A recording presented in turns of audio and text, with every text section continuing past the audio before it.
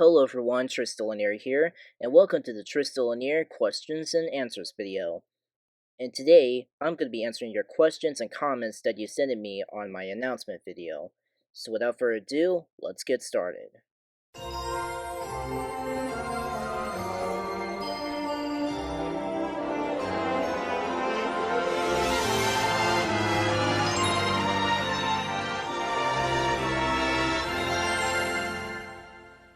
Now to begin the Q&A, I want to let you know I'm going to be using the text you'll see on screen once I read your comments, because I'm kind of lazy to put screenshots of my phone on screen to show you your comment.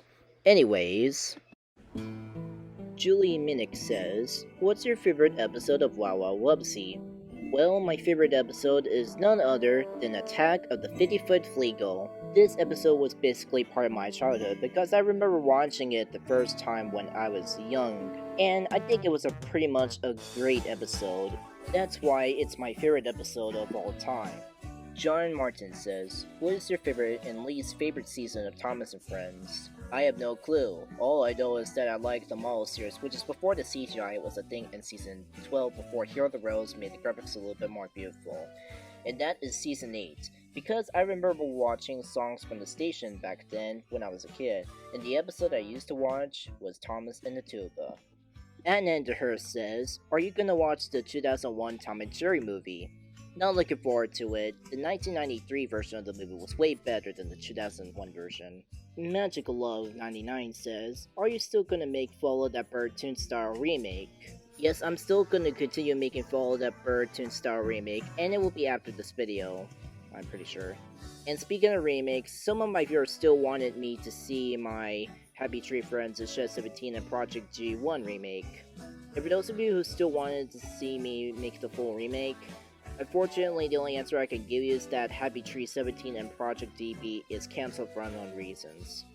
Sorry if that sounds pretty sad, but well, let me just explain myself why I cancel big projects. So I got completely bored during 2020, and in halting other projects by using my phone before I got in the computer back during Christmas Day and back to making smart remixes again.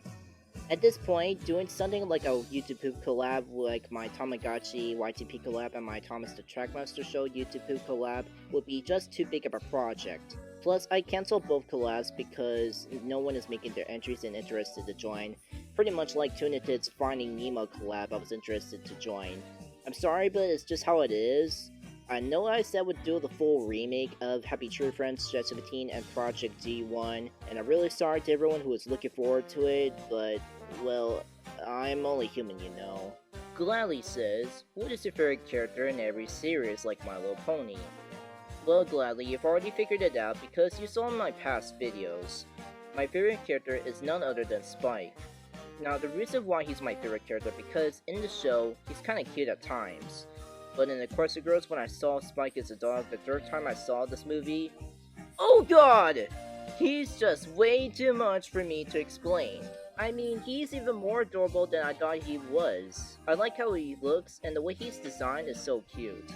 Not only did they make him more cute, but he's also hilarious. Seriously though, anytime I watch this movie, Spike is just over the top. Like really over the top when it comes to him being a dog. But that's why he's my favorite character. Fluttershy is my second favorite, but for the others, well, I don't know. But that's all I wanted to say.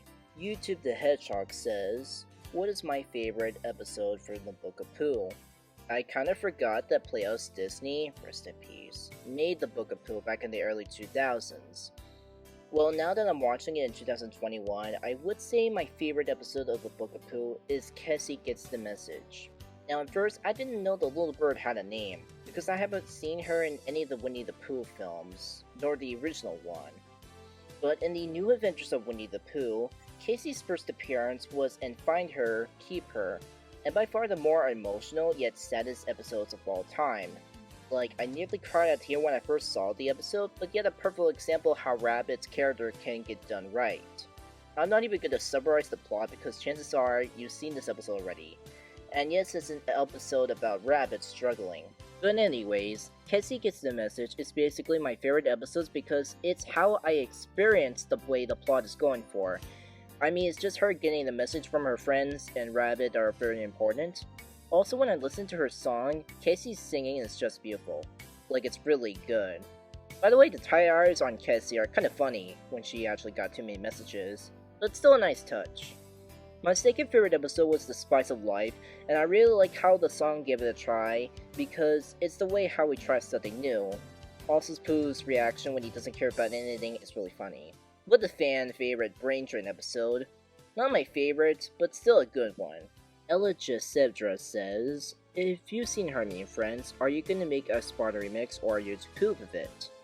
Hermie and Friends. Basically another part of my childhood that reminds me of VeggieTales, because they're talking about God and everything else. And the animation is not bad than Toy Story's animation. Well, kinda. Anyhow, I'm not gonna make a Sparta remix or YouTube poop out of the series because I'm still gonna go for the without context thing like Mr. Mangohead does. Hopefully that somewhat answered your question. Alien Object in a Fan Established 2018 says, what's my favorite Backyardigans song? Well, out of all 80 episodes, I could at least try to think which song was my favorite because I remember listening to them when I was young. So far my favorite songs are the ones that I remember the most. Who Goes There, Cruising the Dooms, Buffalo Girls and Boys, Racing Day, I Get Whatever I Want, Lady in Pink, We're Nuts, That's Right, Secret Agent, and my mom's favorite and most memorable song of all time, Almost Everything is Boinga. But what about the International Super Spy Guy? Oh yeah, I forgot about International Super Spy, that was also my favorite. So in total, there are only 10 songs that I remember back then, and that's why they're my favorite. Manly Place says, what's your opinion on BFB 30? Well, Manly Place, the only answer I could give you is a little something to tell the audience. In my opinion, BFB 30 might be the most horrible, putrid, poorly prepared, disgusting excuse for episode it has ever been my displeasure to have slithered down my brain. And I curse this episode and all who enjoy them to an early and well-deserved grave. Yeah, you already knew you saw that coming, but I'm sorry, but I just can't help you all. First off, I want to say that I hate this episode more than I hate BFB 16 or T-Pop 1, which are way, way worse BFB episodes. But the reason this episode annoys me in particular, well, it's because with all this critical acclaim, there's just something about it that I feel like I'm missing. Like, there's a certain element that is just clicking with me. The scenes where 4 contestants that 2 took didn't return in the episode because of losers' escape before the incident in the split happens that just drives me crazy. And I think that the jokes are just meh, and I don't think that the script is clever as it thinks it is. And oh my god, the ending. I just hate the ending scene so much. This is a reason why I posted I want BFB 31, BFB 30 ending in a nutshell. Because I want the others to return to 4. Sorry, but it's all losers' fault for skipping the exit in episode 16. And I can't blame the viewers for hating him since he's eliminated. In fact, I hate him too. That's all I can say to you, Madly Plays. I hope you respect me. Levi C says, what's your favorite Cartoon Network show? My favorite Cartoon Network shows are Tom and Jerry Tales and Unikitty. And speaking of Unikitty, fun fact, do you guys know that Princess Unikitty was voiced by Tarla Strong? She also did the voice of Twilight Sparkle and My Little Pony.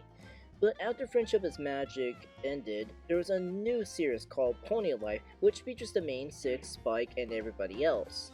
Kinda. And when I heard Tarla Strong voicing Twilight again, this time she sounds like Princess Unikitty because she suddenly turned hyper all of a sudden.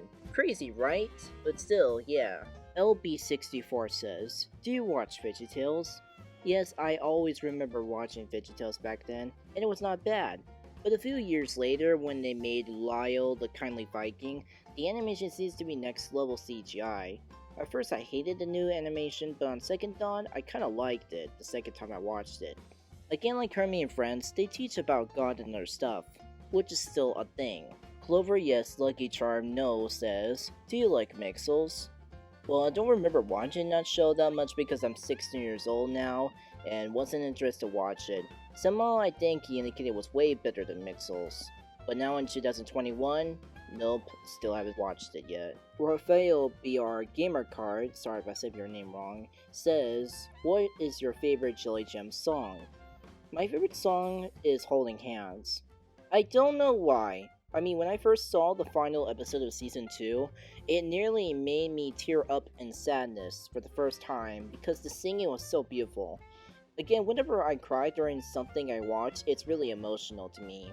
Better yet, I found it the best song ever in a children's show, yet I'm not sure about Smile, We Did It, or the other songs that are reused in other episodes because it's so hard to pick which one's my favorite. But yeah. FLgal Dixie says, who's your favorite Winnie the Pooh character? If you're a Tigger fan, that's fine, but for my favorite characters is Piglet, Eeyore, and Cassie.